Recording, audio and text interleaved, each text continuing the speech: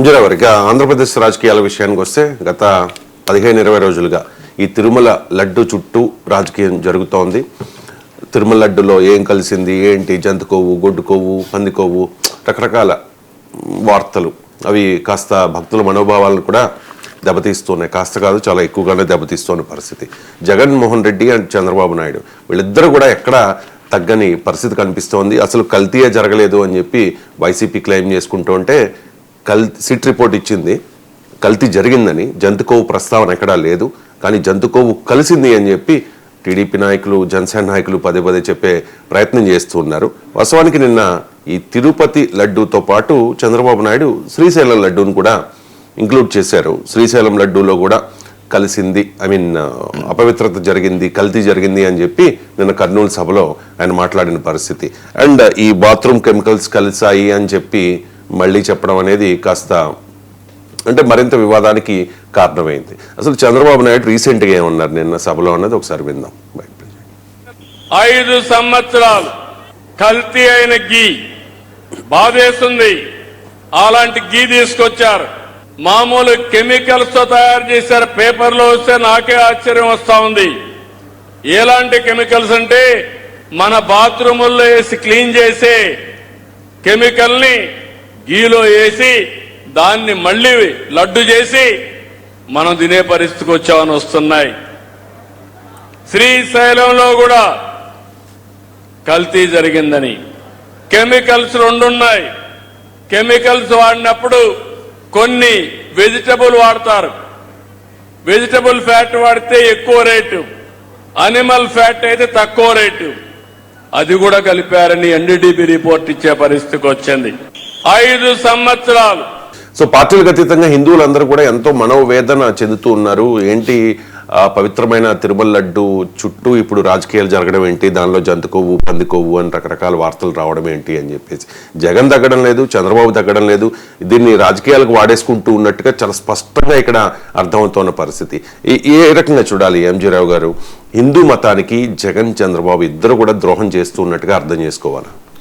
Yes అండి, ఒక హిందూ భక్తులు ఒక దేవాలయానికి, ఒక తిరుపతి వెంకటేశ్వర స్వామి టెంపుల్కి వెళ్ళినప్పుడైనా, లేకపోతే ఒక జ్యోతిర్లింగం లాంటి శ్రీశైలం వెళ్ళినా, శ్రీరాముడు జన్మించిన అయోధ్య పట్టణం వెళ్ళినా, కాశీ వెళ్ళినా, మొట్టమొదటిగా వాళ్ళు దైవ దర్శనంతో పాటు దానికి సమానమైన స్థాయిలో ఉండేది అక్కడ ప్రసాదాన్ని స్వీకరించడం. ఆ ప్రసాదాన్ని స్వీకరించకపోతే ఆ యొక్క దైవ దర్శనం వాళ్ళకి అవ్వలేదు అన్నట్టే ఫీల్ అవుతారు. 2 ఆ ప్రసాదాన్ని తెచ్చి మళ్ళీ వాళ్ళు ఇళ్ళ దగ్గరకు వచ్చి పూజ చేసుకుని చక్కగా అక్కడ ఉన్న వాళ్ళకి, ఆత్మీయులకి అందరికీ ప్రసాదించి నేను వెళ్ళాను అని వాళ్ళకు కూడా దైవ దర్శనాన్ని మనోగతంగా అంతర్ముఖంగా కలిగిస్తూ ఉంటారన్నమాట. ఇప్పుడు చూడండి, తిరుపతి ప్రసాదం కానీ, అయోధ్య నుంచి కానీ, శ్రీశైలం నుంచి కానీ అన్నవాళ్ళ లాంటి ప్రసాదాలు వస్తే వెంటనే ఆ ప్రసాదాన్ని అడుక్కునైనా తింటారండి హిందువులు. ఎందుకంటే ఆ ప్రసాదంలోనే దైవ దర్శనం అయిపోతుందనమాట. దైవ దర్శనం కంటే ఎక్కువ ప్రసాదాన్ని స్వీకరించడం, అంతటి శక్తివంతమైన ప్రసాదాన్ని ఈరోజు ఆంధ్రప్రదేశ్ పాలిటిక్స్లో దారుణమైన క్రూడ్ పాలిటిక్స్ వాడుకుంటున్నారు. చాలా దిగ్భ్రాంతికరమైన, ఒక జుగుప్సాకరమైన పదాలను మనం అంటే జుగుప్సాకరమైనది చాలా దారుణమైన స్థితిలో ఉపయోగించే తెలుగు పదం అనమాట. ఆ పదాన్ని వాడుతున్నానంటే ఎంతటి దారుణమైన అధమ స్థితికి రాజకీయాలు వెళ్ళినాయో చెప్పొచ్చు.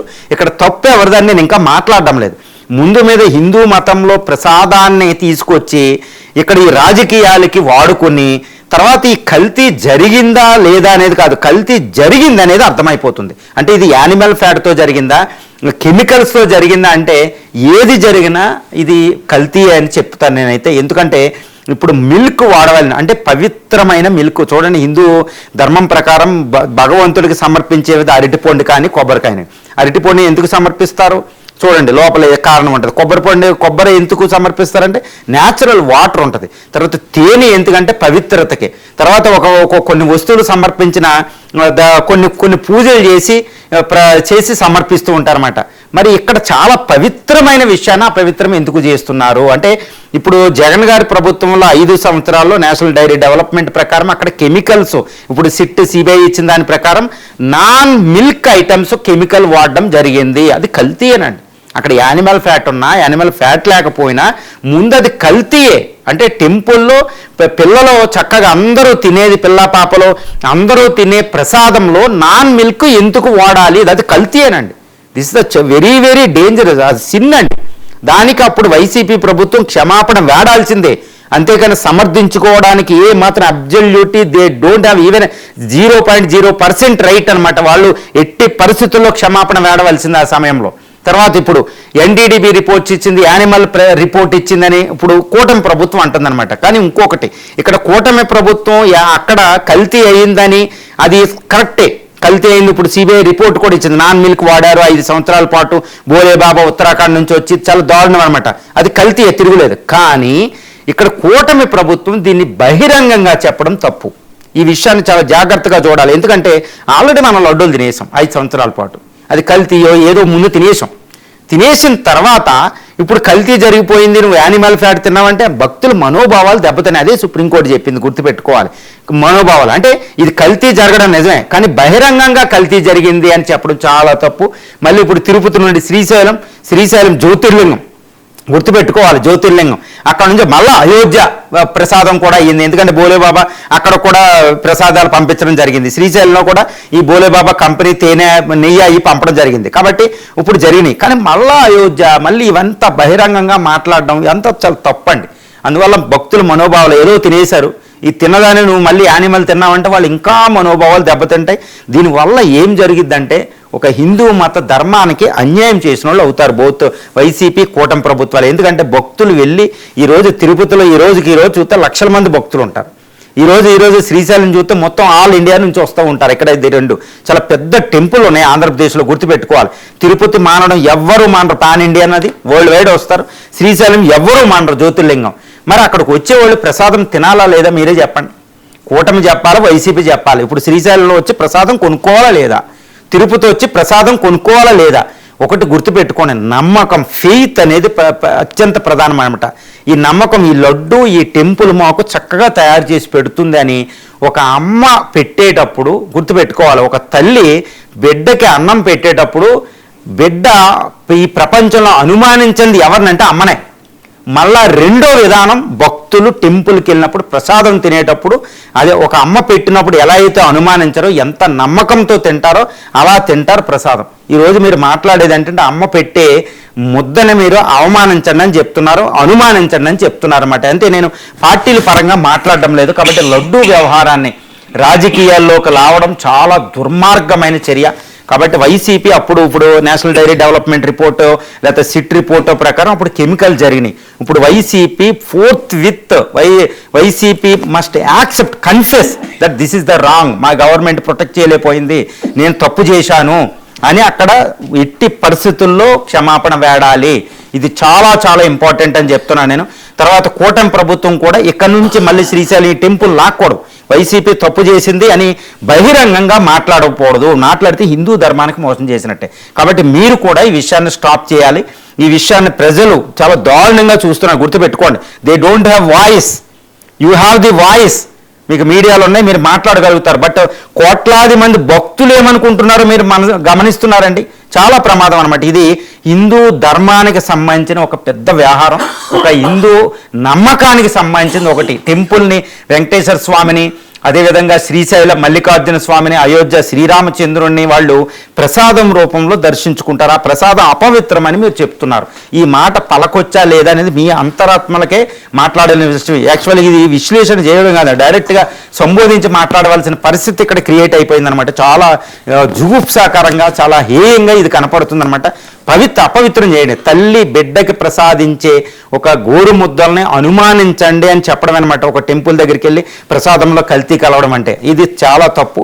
ఇక్కడ నుంచి దాన్ని కట్టబెట్టాలి. 2, ఇప్పుడు ఆంధ్రప్రదేశ్లో ఈ ప్రసాదాలు, ఈ వ్యవహారాలు entire India is observing, entire world is observing. ఎందుకంటే ఆంధ్రప్రదేశ్లో రాజకీయాలు ప్రపంచానికి అవసరం లేదు, ఆంధ్రప్రదేశ్ రాజకీయాలు ఇండియాకి అవసరం లేదు. కానీ తిరుపతి వెంకటేశ్వర స్వామి ప్రపంచానికి కావాలి, పాన్ ఇండియన్ గాడ్, గుర్తుపెట్టుకోవాలి. తర్వాత శ్రీశైలం మల్లికార్జున జ్యోతిర్లింగం. కాబట్టి ఈ శ్రీశైలం అక్కడికి వచ్చేది ఎంటైర్ ఇండియా ఈజ్ అబ్జర్వింగ్. కాబట్టి మనం ఎక్కడ చాలా జాగ్రత్తగా ఉండాలి. ఇది ఇంకొక విషయాన్ని కూడా చెప్తుంది. పవన్ కళ్యాణ్ గారు ఒకసారి అన్నారన్నమాట, సనాతన బోర్డు ఉండాలి అని. అసలు ఇప్పుడు ఈ టెంపుల్స్ ప్రభుత్వం జోక్యం ఏంటి? ఇదే క్వశ్చన్ మళ్ళీ ఇక్కడ దీనిపై చర్చ జరగాలి.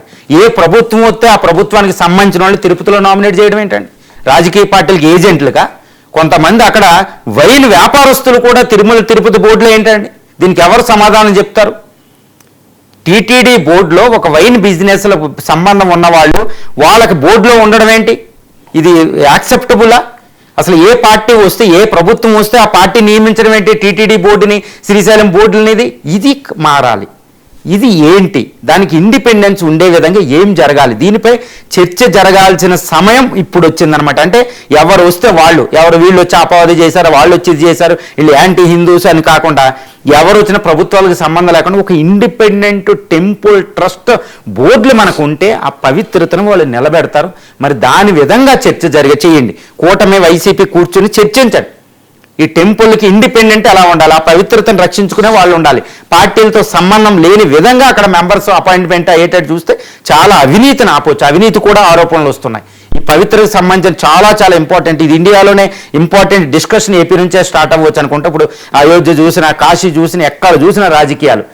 ఏ పార్టీ వస్తే ఆ పార్టీకి లెటర్లు ఇవ్వడం ఏంటంటే అది విఐపి కల్చర్. తిరుపతి నిండా విఐపి కల్చర్, దారుణమైన కల్చర్ ఉంది, విఐపి కల్చర్. అలాంటి కల్చర్లు ఆపేద్దాం. ఇప్పుడు ఈరోజు వారణాసి వెళ్తే చక్కగా కనీసం దర్శనం చేయగలుగుతారు, కేదార్నాథ్ వెళ్తే దర్శనం చేసుకోగలుగుతారు.